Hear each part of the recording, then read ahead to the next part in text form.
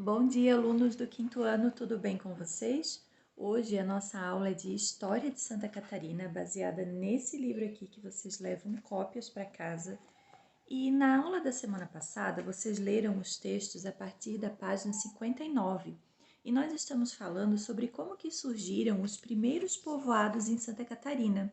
Vimos como que as cidades começaram a surgir e percebemos também que no início Santa Catarina era apenas um ponto de parada, ou seja, era um lugar onde os navegadores, os exploradores passavam para abastecer os seus navios com água, lenha, alguns alimentos, e também que era um lugar onde às vezes os viajantes deixavam os degredados, que era o nome dado para as pessoas acusadas de terem praticado algum crime lá no seu país e por isso elas foram expulsas do seu país. E era por aqui que eles deixavam essas pessoas que tinham sido expulsas.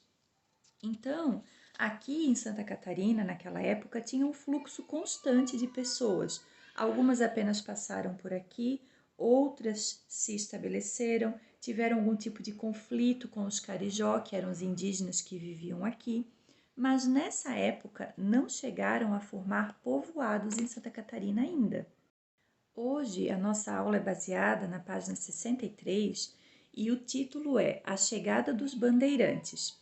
Então, hoje nós vamos aprender que, mais ou menos no final do século XVI, a Capitania de Santana começou a receber cada vez mais pessoas vindas lá da Capitania de São Vicente, que hoje é o território de São Paulo. Esses moradores da Capitania de São Vicente, ou os vicentistas, ficaram conhecidos como bandeirantes. Mas quem eram os bandeirantes? Eram portugueses e também filhos, netos de portugueses que viviam na Capitania de São Vicente e que saíam dali organizando longas expedições pelo interior da mata. Então, de São Paulo ou da Capitania de São Vicente até aqui em Santa Catarina, que era a Capitania de Santana, era mata. Não tinha cidades como tem hoje, estradas. Eles vinham pelo interior da mata explorando. Essas expedições ficaram conhecidas como bandeiras, por isso que as pessoas que participavam dessas expedições ficaram conhecidas como bandeirantes. Eles vinham em grupos de até 1.000 pessoas e nesse grupo podia incluir colonos, que eram pessoas vindas lá de Portugal, indígenas e também africanos escravizados. Mas por que eles faziam essas expedições? O objetivo da expedição, o objetivo inicial, era capturar indígenas para vender como escravos. Então, olha só, vinham indígenas no grupo, vinham africanos escravizados no grupo e o objetivo era capturar indígenas na mata para vender como escravos. A partir do ano de 1580, os bandeirantes passaram a vir em direção a Santa Catarina com o objetivo de capturar os indígenas carijó.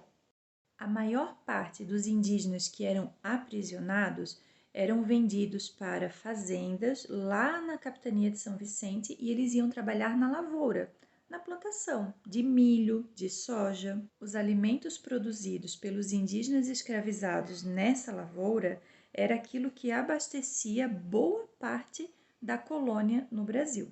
Mas nem todos os indígenas ficavam para trabalhar nessas lavouras na Capitania de São Vicente. Alguns eram vendidos para os engenhos de açúcar lá no Nordeste brasileiro. Naquela época, o açúcar era muito valioso e ele era vendido para a Europa com um preço bem alto, e o governo português e os proprietários dos engenhos de açúcar enriqueceram às custas do trabalho desses indígenas escravizados aí. Mas aí você pode estar pensando, mas e os indígenas, os carijó, eles aceitavam ir com os bandeirantes de boa? Eles não resistiam?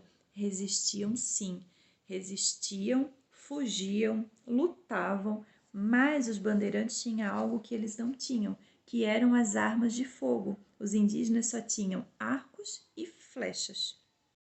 Os bandeirantes, eles eram muito violentos. Na verdade, eles não consideravam os indígenas como seres humanos, e sim como animais que não mereciam ser respeitados.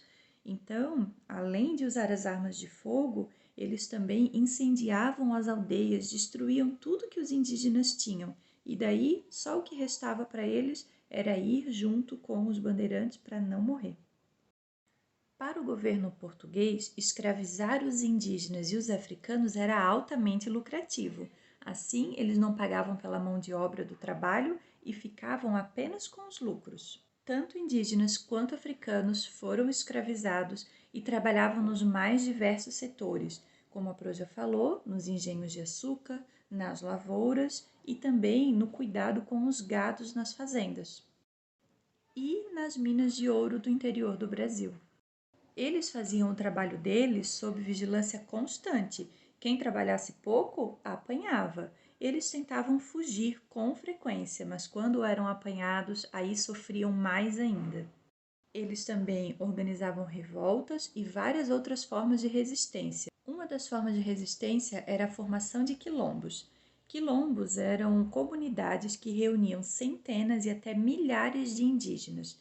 Lá nos quilombos, eles procuravam preservar a cultura deles, os seus valores, crenças religiosas e tradições de origem africana, no caso dos negros.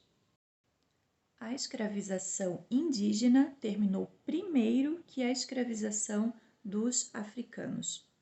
Se você assistiu esse vídeo até aqui, parabéns! É muito importante assistir os vídeos até o final. A Pro passa um trabalhinho para estudar a matéria, gravar, cortar os erros e postar no YouTube. Então eu fico muito feliz quando vocês assistem inteirinho. Para eu saber quem chegou até aqui, comenta aqui embaixo. #Bandeirantes. Eu quero ver quem assistiu até aqui, tá bom? E não esquece de colocar o seu nome depois do comentário também, tá? Agora você vai lá no PDF e vê qual é a atividade de hoje além desse comentário, tá? A atividade não é só o comentário, tem que fazer a atividade também, que é escrever uma lei. Lá no PDF tá tudo explicadinho. Um beijo. Até a próxima aula.